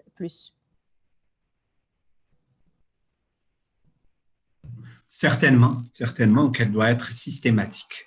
Voilà. Elle devrait l'être déjà dès la mise sous traitement d'un sujet sous antipsychotique et dans le cas du Covid-19, encore plus, je dirais. Très bien. Alors, j'ai encore une question pour vous. Donc, quelle est la conduite à tenir pour un patient stabilisé, donc sous antipsychotique, qui allongerait l'espace QT et diagnostiqué par la suite le Covid+. Alors là, il n'y a pas de recommandation à ce jour dans ces cas-là, et donc là, ça va se faire au cas par cas. Hein. C'est-à-dire qu'il faudrait peut-être évaluer s'il y a d'autres éléments de gravité chez ce sujet ou qui pourraient donc nous amener à jouer peut-être sur les posologies, essayer de diminuer les posologies. Mais ça dépend quel antipsychotique on utilise. D'accord. Je ne sais pas, il y a le professeur qui est là, qui pourrait... On reviendra sur la question donc à la fin du webinaire. Alors, il y a aussi une question pour professeur Bouchtarad. Alors, on nous demande dans la maladie de Kawasaki, quelle est la méthode la plus adaptée pour évaluer la perfusion myocardique?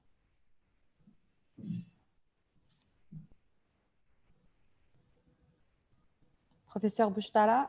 Oui.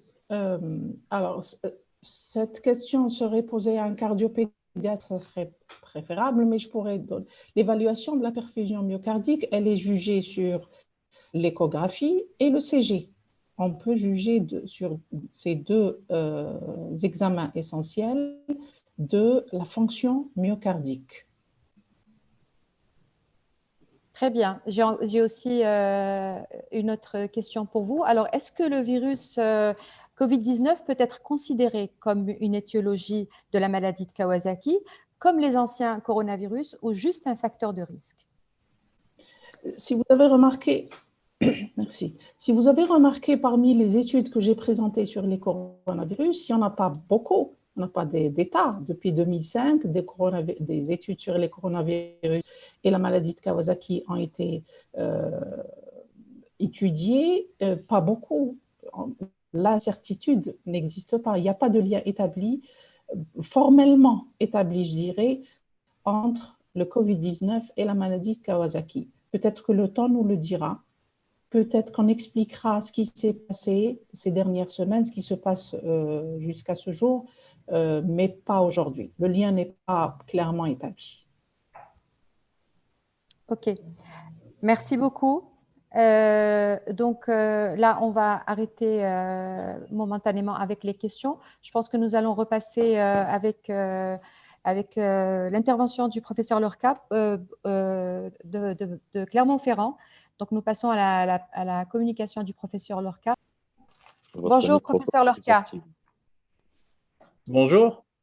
Bonjour, alors je vous remercie de nous rejoindre sur ce plateau du séminaire virtuel El Kendi.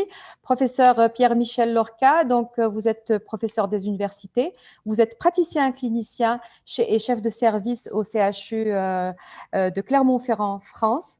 Aujourd'hui, vous allez nous parler des recommandations de l'Association française de psychiatrie biologique et neuropharmacologique pour les traitements psychotropes au cours justement de cette pandémie coronavirus Covid-19.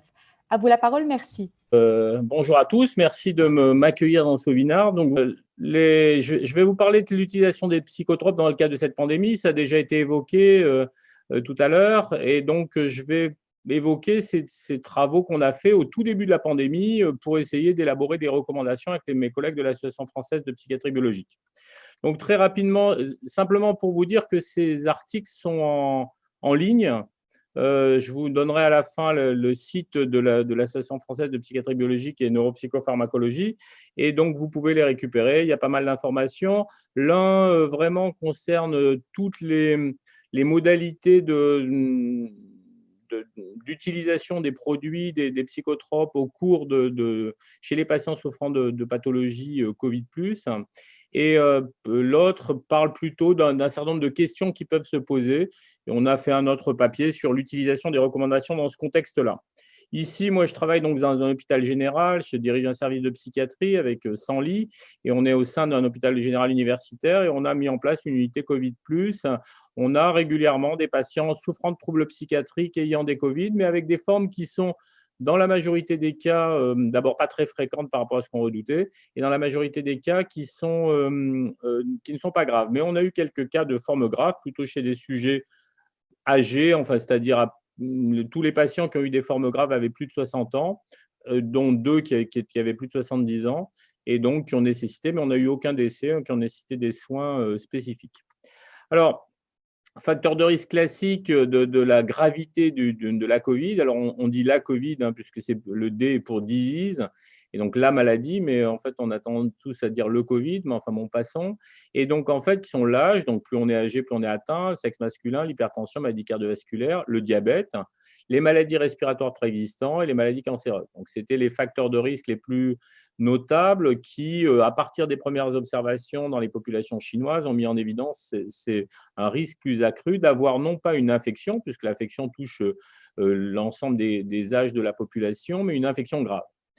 Et c'est vrai que lorsqu'on regarde les patients ayant des troubles psychiatriques, en tout cas, par exemple en France, on sait qu'on a à peu près 30% des patients qui ont des troubles psychiatriques, qu'il s'agisse de la schizophrénie, qu'il s'agisse de la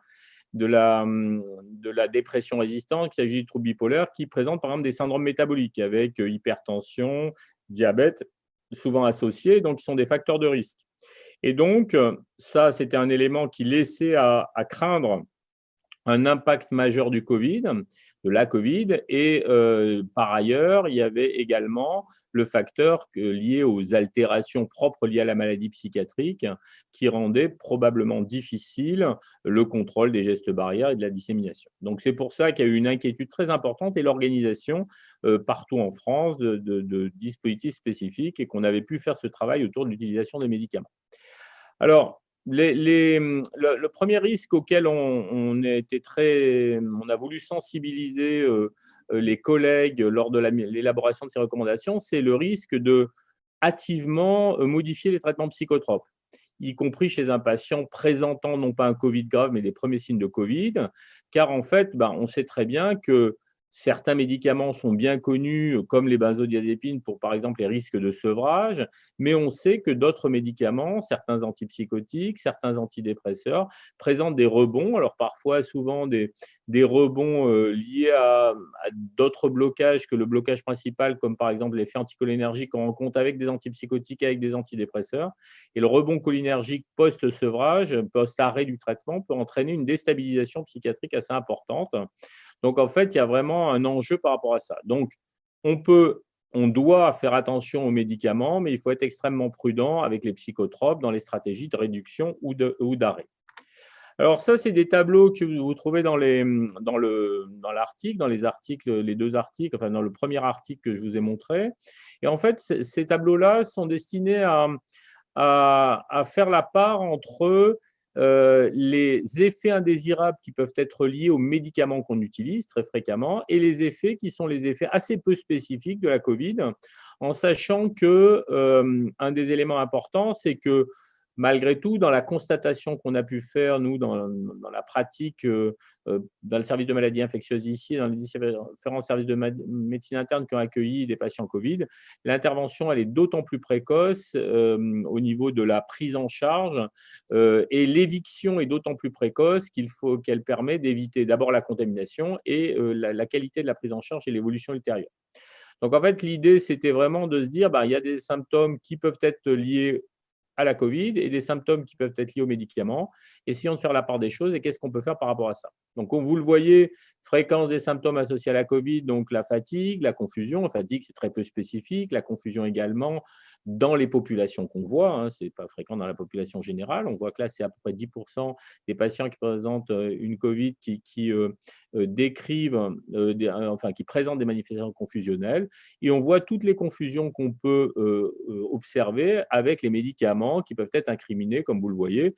Quasiment tous les médicaments qu'on utilise sont des médicaments qui entraînent soit de la fatigue, soit des manifestations de confusion, et avec la nécessité d'évaluer, d'être prudent sur l'ajustement du traitement et d'évaluer s'il y a une origine iatrogène ou une origine infectieuse.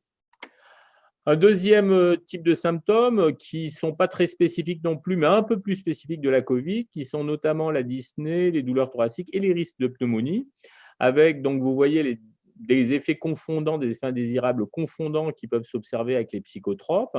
Et on le voit également, la plupart des psychotropes qu'on utilise, du fait de leur mécanisme d'action, notamment les effets anticholinergiques, mais pas que, les effets dépresseurs respiratoires existent, les effets des antipsychotiques, j'y reviendrai sur les aspects de pneumopathie, existent également. Et donc, en fait, il y a vraiment un enjeu par rapport à cela. Et donc, toujours la même idée, lorsqu'on a des symptômes qui sont des symptômes confondants, bien évidemment, ça justifie, alors ça dépend, nous, on a eu beaucoup de difficultés au départ parce qu'on n'avait pas un accès facile aux tests. Et donc, en plus, la PCR n'est pas toujours très fiable. Donc, souvent, les infectiologues utilisent, enfin en France, conjointement, scanner thoracique, PCR, et ça leur donne un score qui permet de grader s'il s'agit véritablement d'une Covid. Et donc, c'est une des modalités de diagnostic qui avait été utilisée. Mais c'est vrai qu'au début, on était un petit peu embêtés puisqu'on avait peu accès aux tests. Et donc, quand on avait des symptômes de ce type-là, on avait la nécessité de réévaluer s'il ne s'agissait pas de symptômes qui étaient liés non pas à la maladie infectieuse, à la Covid, mais au traitement. Donc, en fait, bien évidemment, par exemple, sur une pneumonie, le tableau est assez typique de scanner thoracique lié à la Covid par rapport au tableau classique d'une pneumonie. Et donc, on voit bien que les examens complémentaires et l'examen clinique contribuent à permettre d'avoir une meilleure capacité à identifier le diagnostic différentiel.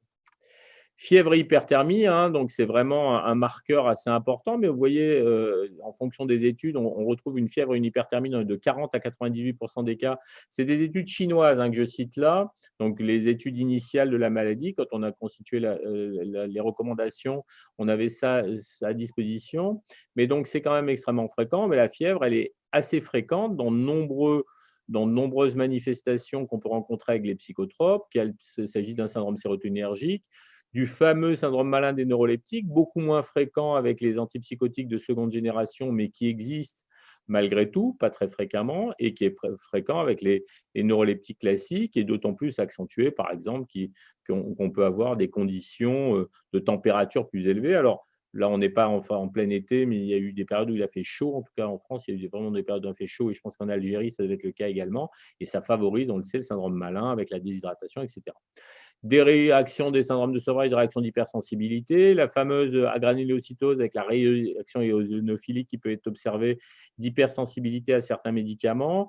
Et donc, tous ces éléments-là doivent faire le diagnostic différentiel. Donc, une fièvre, dans la période actuelle, doit nous faire penser au Covid, mais doit nous faire penser à tous les risques qui sont associés aux psychotropes qu'on emploie et qui impose un certain nombre de stratégies. Et là, ce que j'ai mis dans la colonne la plus à droite, c'est les stratégies où, pour nous, la recommandation est vraiment le paracétamol en première intention, en évitant les AINS, dont on a vu qu'il y avait des effets délétères dans leur utilisation par rapport à la Covid.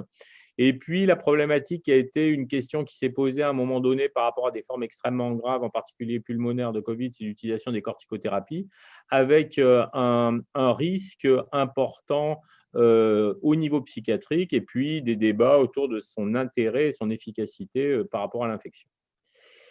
Et un autre point, la toux, hein, très fréquente, on l'a vu, les maux de gorge, la rhinorrhée, qu'on peut rencontrer avec les médicaments anticholinergiques, avec les antipsychotiques, avec le méthylphénidate qu'on utilise chez les enfants, mais aussi en France, pas mal, moi j'en prescris pas mal chez l'adulte pour les troubles déficitaires de l'attention avec hyperactivité de l'adulte, et donc qui entraîne des rhinorrhées. Et donc, il faut essayer de faire la part entre le symptôme lié à la Covid et l'éventuel effet indésirable, et puis ajuster par rapport aux différents traitements qu'on peut employer, avec la précaution d'utiliser un antitussif non morphinique.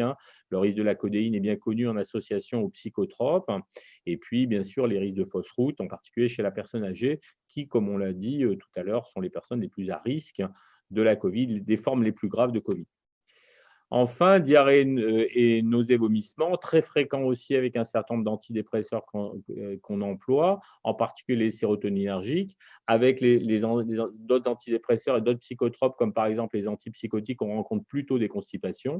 Les phénomènes de diarrhée qui existent, et les nausées, vomissements sont très fréquents avec l'utilisation des sérotoninergiques, et ce sont des symptômes peu spécifiques, une fois de plus, qu'on rencontre dans la Covid, et donc la nécessité de pouvoir articuler le diagnostic différentiel entre début d'un Covid ou bien effet indésirable lié au traitement, avec toujours la nécessité d'être de la prudence dans la manière dont on va gérer la thérapeutique médicamenteuse qu'on va mettre en œuvre, en évitant de baisser trop vite ou de sevrer le risque de sevrage. Donc ça, c'est la première partie, c'était qu'est-ce qu'on fait pour le diagnostic différentiel quand on a des signes de Covid qui sont assez peu spécifiques, avec des patients qui ont des psychotropes, et comment on peut ajuster. Donc, on voit qu'il y a des facteurs de confusion qui peuvent exister, et donc une attention particulière à prêter au traitement qu'on emploie, aux examens complémentaires qu'on peut faire, bien sûr aux tests pour dépister la Covid, mais aussi les autres examens complémentaires, comme je l'ai dit, par exemple pour des pneumopathies. Donc ça, c'est la première situation. Deuxième situation, c'est nous avons des patients psychiatriques qui peuvent être infectés par la Covid, et donc on a, et ça a déjà été évoqué, des recommandations à faire par rapport à l'utilisation des médicaments. Donc vous voyez, ça, c'est les aspects généraux, les posologies, les durées de prescription, l'ajustement aux situations particulières des patients. Et puis, bien sûr, le risque, alors c'était évoqué tout à l'heure, le risque lorsqu'on a un allongement du QT. Alors, une fois de plus, lorsqu'on donne un antipsychotique, j'étais tout à fait d'accord avec ce qui a été dit tout à l'heure. Normalement, quand on prescrit un antipsychotique, il faut faire systématiquement un ECG avant.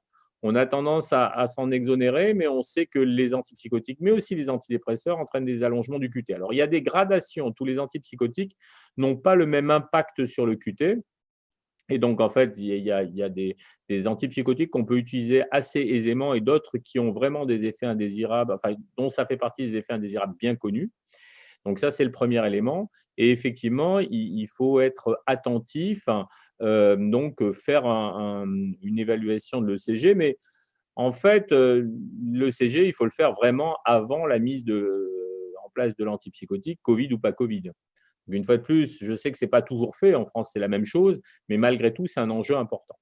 Et puis, donc globalement, les questions qui se posent par rapport aux patients dans la situation du Covid, hein, donc les risques de déstabilisation, les recommandations qu'on peut employer, en sachant que, comme ça a été probablement évoqué, il n'y a que pour la clozapine qu'on a des recommandations internationales, parce que l'élaboration de recommandations à toute allure, dans une période de crise comme on a connu, n'est pas très facile à faire de manière très rationnelle et très scientifique. Alors, les médicaments, vous voyez, donc les benzodiazépines, avec le risque de dépression respiratoire, puisqu'on a une maladie qui, dans la majorité des cas, les décès qui ont été observés ont été des décès qui ont été consécutifs à des défaillances respiratoires liées à des états vraiment qui se déstabilisent très brutalement. Et donc, on connaît l'effet dépressogène respiratoire des benzodiazépines. Donc, l'intérêt là, c'est vraiment de pouvoir faire attention à l'utilisation de ces produits et donc, bien sûr, faire attention de ne pas faire un sevrage brutal et privilégier les produits comme le lorazépam, l'oxazépam, l'alprazolam qui sont à demi-vie courte, moins de 10 heures, et qui, normalement, permettent d'éviter l'effet d'accumulation qu'on peut rencontrer. Pour les antidépresseurs, on a le risque lié au QT, bien sûr, et toujours l'adaptation. Alors, vous savez hein, il n'y a pas que les risques de conduction, de modification de la conduction cardiaque sont liés au tricyclique, mais aussi à un certain nombre de sérotoninergiques avec une prudence recommandée pour certains des produits. Pour le lithium, il y a vraiment une question importante par rapport au risque de surdosage et de confusion avec le tableau qui peut être associé à la fièvre, donc à l'hyperthermie et avec le syndrome confusionnel qu'on peut observer. Donc, une grande prudence sur l'utilisation du lithium, une prudence sur les traitements associés qui modifient la filtration glomérulaire et donc l'élimination du lithium, et donc un produit qui est, j'y reviendrai, pourrait avoir des intérêts, le lithium en tant que tel par rapport à la Covid, mais dont le maniement doit être particulièrement prudent dans cette situation.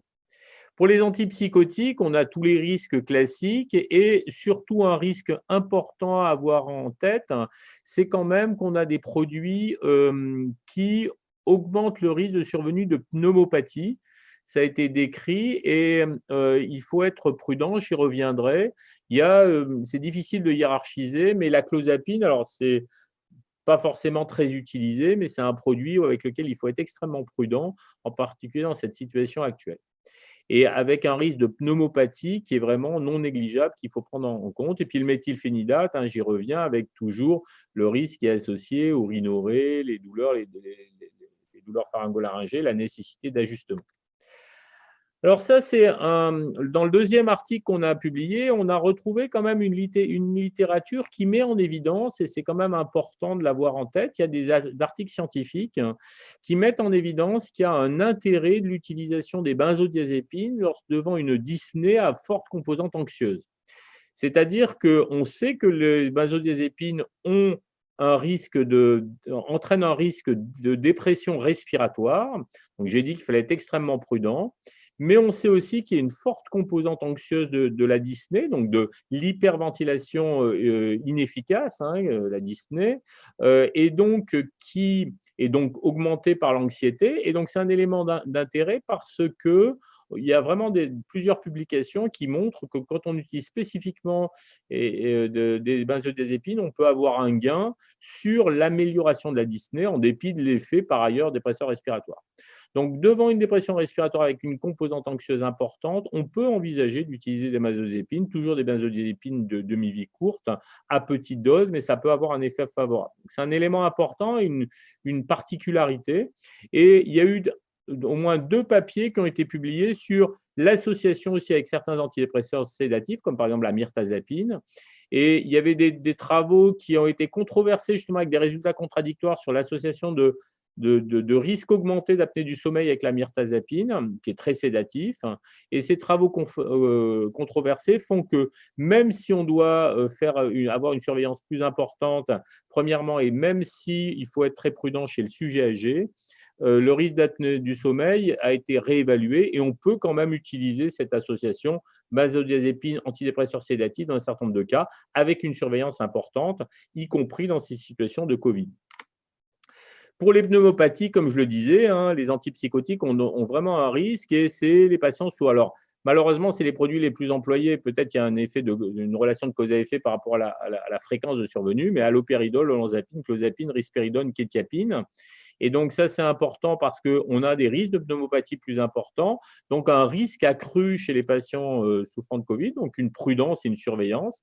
Alors, c'est intéressant de voir que l'aripiprazole n'est pas référencé parmi ceux-là à risque de pneumopathie, mais il y a eu des dysphagies qui ont été décrites avec des pneumopathies de déglutition, donc qui ont associé à l'aripiprazole.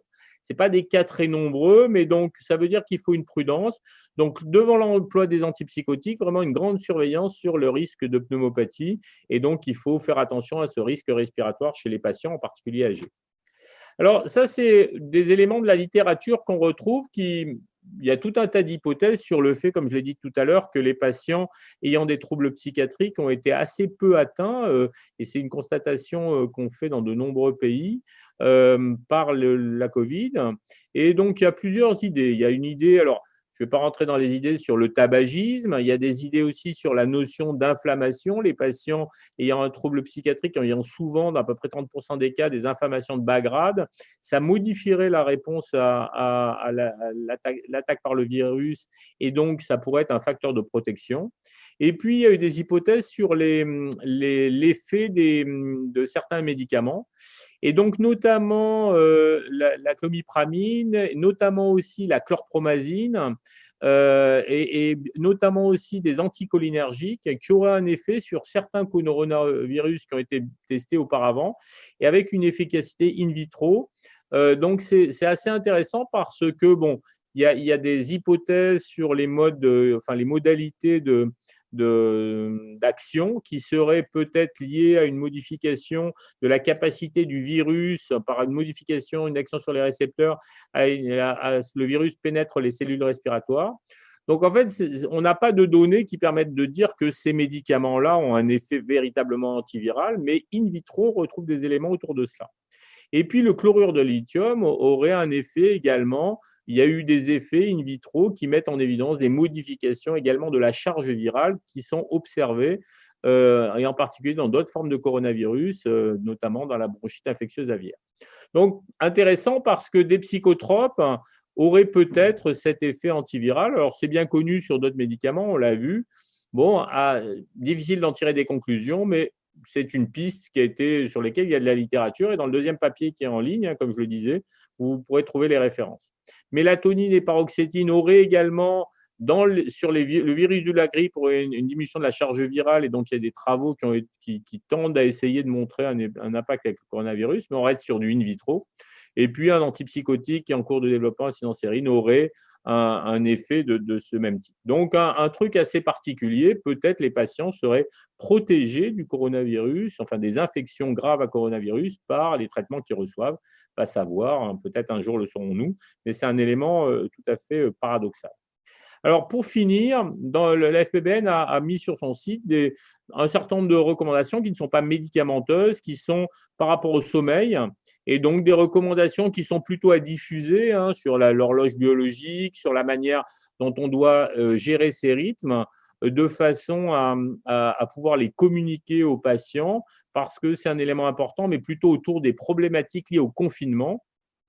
Et ces problématiques liées au confinement sont des problématiques importantes puisqu'elles ont des conséquences psychologiques qui ont été étudiées et avec des travaux qui sont en cours là-dessus. Et là, je vous montre simplement la traduction de Holly Schwartz et d'une chercheuse de Pittsburgh qui a beaucoup travaillé sur les thérapies des rythmes sociaux, donc et donc d'amélioration des rythmes sociaux et des rythmes biologiques. Et donc, elle a proposé des stratégies d'autogestion et ça a été traduit et mis en ligne sur le site de la FPBN. Donc, vous voyez, hein, des choses assez classiques, mais c'est simplement pour pouvoir les communiquer aux patients. Ça peut être utile parce que ça donne des informations qui sont des informations de bon sens, mais qui sont parfois souvent oubliées chez les patients et à communiquer en situation de confinement. Alors, si j'ai bien compris, il n'y a qu'à Blida où il y a eu un confinement très important, mais c'est des informations qui peuvent être intéressantes. Et ça, c'est le site de la FPBN, où vous pouvez retrouver en libre accès les différents dossiers que je viens de vous montrer et les différents articles, pardon, avec les différentes ressources qui peuvent être utilisées. Merci, merci professeur Lorca pour cette belle présentation. Nous allons prendre quelques questions, donc des questions qui ont été posées via le web, vos questions. Alors, nous avons une première question sur les recommandations de prescription de neuroleptiques chez un sujet âgé avec des troubles cognitifs. Peut-être que professeur Bencharif, vous pouvez nous répondre là-dessus.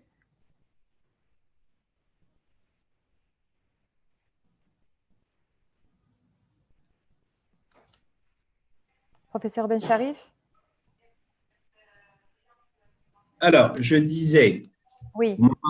Alors, je disais à propos de la prescription de neuroleptiques chez le sujet âgé. Généralement, on évite au maximum chez le sujet âgé. Le seul, à ma connaissance, qui est utilisé, c'est la risperidone dans les troubles de comportement de la démence essentiellement. Et en cas de Covid, il est demandé de diminuer les doses. On va jouer essentiellement sur la posologie. C'est toujours difficile de traiter un vieillard. Bien. OK. Très bien, merci. Alors, on a une deuxième question pour professeur Lorca. Donc, professeur, vous êtes là. Est-ce que la piste infectieuse de certaines psychoses pourrait-elle renforcer le fondement des études récentes sur l'effet antiviral des psychotropes? Je pense qu'il faut être prudent par rapport à ça. En fait, globalement, les pistes infectieuses sont plutôt des pistes neurodéveloppementales, c'est-à-dire de l'impact d'infection, on va dire prénatale, intra-utérine ou périnatale, ou au cours de la vie, qui montrent une augmentation du risque de survenue d'un trouble psychotique.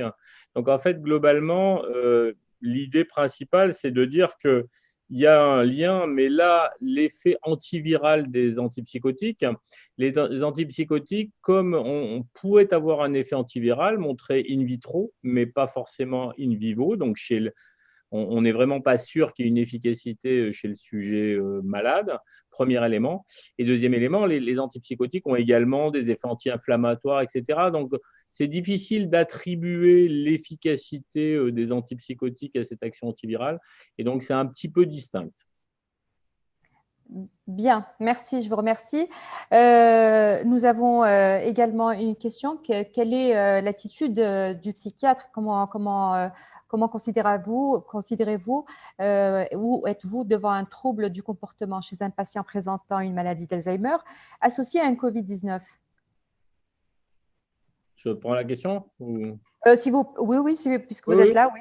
Non, mais dans la reprise de ce qui a été dit tout à l'heure, en fait, les troubles du comportement avec une maladie d'Alzheimer, il faut être prudent par rapport à ce qu'on utilise, puisqu'on essaie d'avoir un effet comportemental. On utilise très fréquemment des antipsychotiques, plutôt des antipsychotiques de seconde génération, plutôt la risperidone, puisqu'il y avait des signaux qui avaient été donnés pour certaines autres molécules, comme l'olanzapine, par exemple, qui pouvaient entraîner un risque cérébrovasculaire.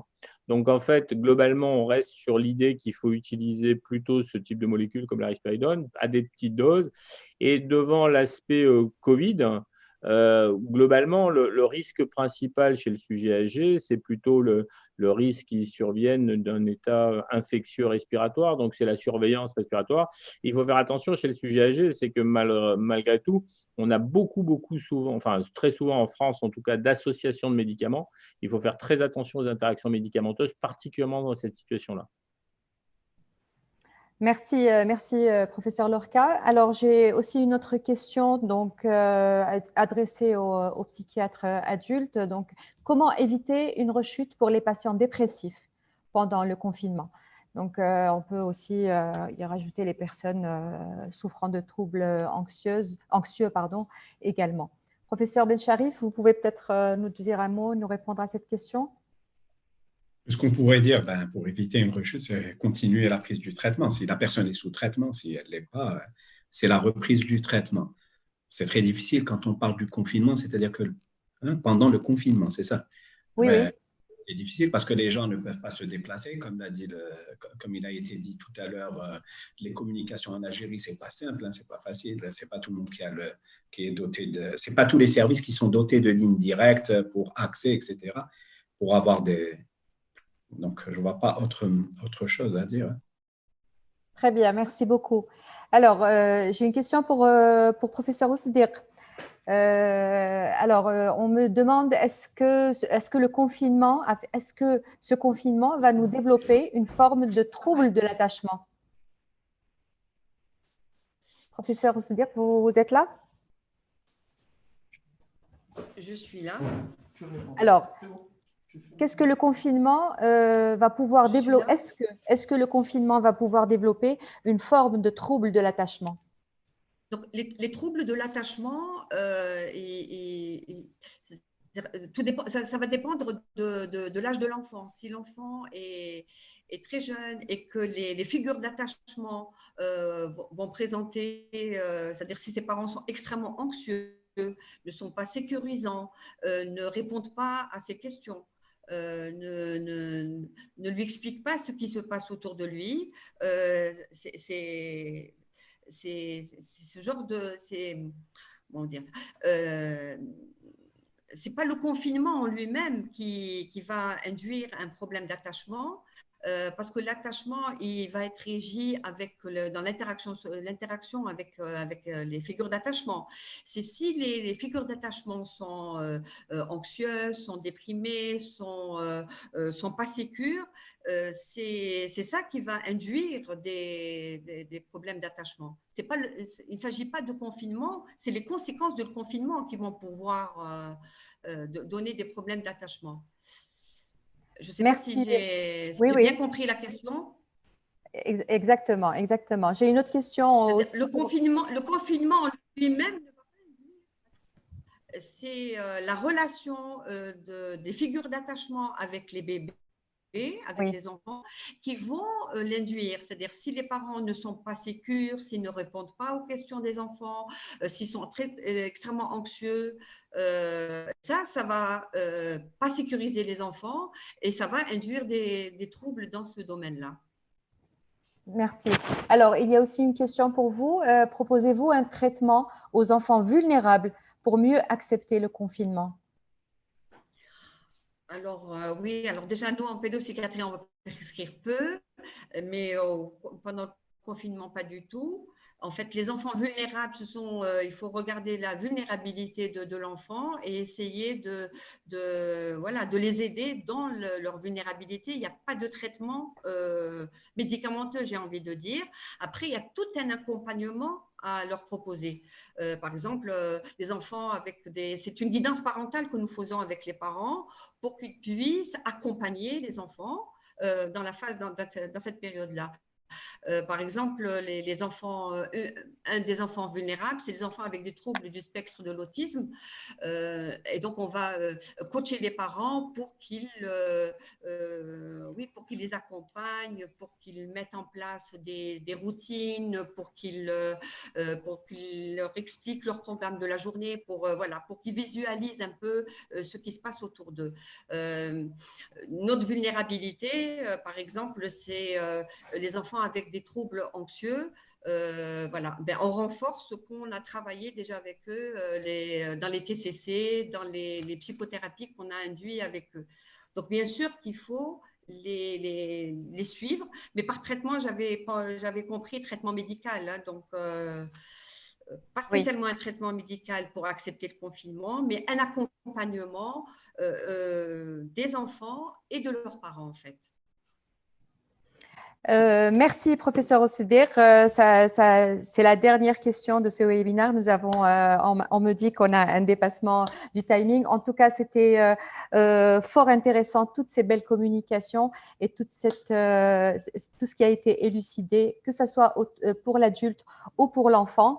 Nous arrivons ainsi chers participants, donc au terme de ce séminaire virtuel El Kendi, on me dit que vous avez été très nombreux à vous connecter, autour de 312.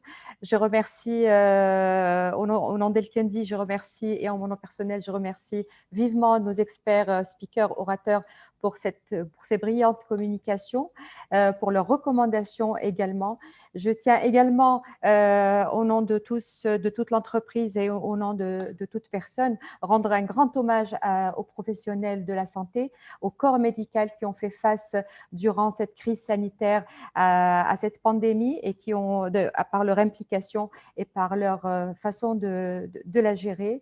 Je voudrais aussi dire un grand bravo à mes collègues de l'usine, de la production, ici présents même, qui ont travaillé sans cesse et sans relâche afin d'assurer la disponibilité des produits, donc une disponibilité nécessaire pour nos patients, pour le patient algérien.